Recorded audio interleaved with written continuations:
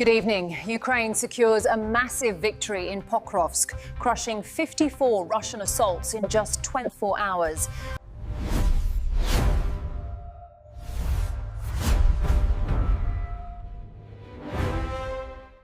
Recent developments on the Eastern Front indicate a notable change in the situation around Pokrovsk. For the first time since the start of the conflict, Russia's sustained offensive efforts in this area have been effectively disrupted. Ukrainian forces have managed to halt Russian momentum, creating operational challenges for Moscow's military leadership. The events of January 4, 2026, may mark a significant moment in one of the most heavily contested sectors of the war.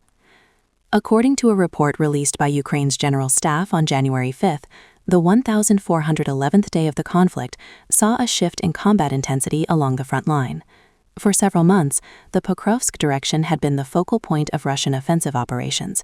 However, this position changed as the overall pattern of fighting evolved.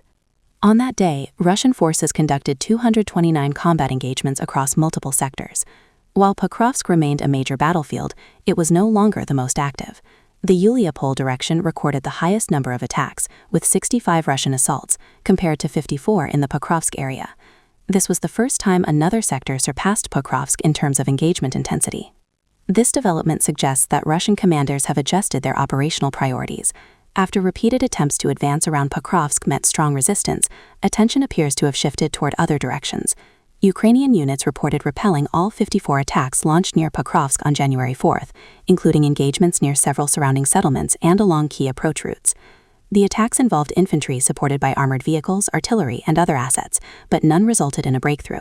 Ukrainian defenses remained intact, and Russian forces suffered continued losses during these attempts. Ukrainian military sources reported significant Russian casualties and equipment losses on that day. Nearly 1,000 Russian personnel were reported removed from combat, along with substantial quantities of military hardware, including tanks, armored vehicles, artillery systems, rocket launchers, and logistical vehicles. A large number of Russian drones were also reported shot down within a 24-hour period, highlighting the increasing role of unmanned systems in the conflict. Since the beginning of the war in February 2022, Ukraine estimates that Russia has incurred very high cumulative losses in personnel and equipment. While these figures cannot be independently verified in real time, they point to the sustained cost of Russia's offensive strategy. The Ukrainian General Staff also noted a gradual but meaningful shift in Russian strategic focus across the front. Rather than continuing repeated assaults on Pokrovsk, Russian forces appear to be seeking progress in other areas, likely due to the effectiveness of Ukrainian defensive preparations in the sector.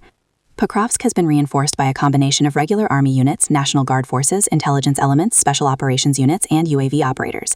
Coordination among these formations have produced a layered defense structure that has proven difficult to penetrate. At the same time, Ukraine has maintained secure logistical routes to nearby support hubs, enabling continued resupply and reinforcement. Russian public statements claiming control over various towns have not consistently aligned with battlefield assessments. Several locations cited as objectives remain under Ukrainian control, and previously announced timelines for capturing certain cities now appear increasingly uncertain. Overall, the fighting around Pokrovsk illustrates a broader characteristic of modern warfare.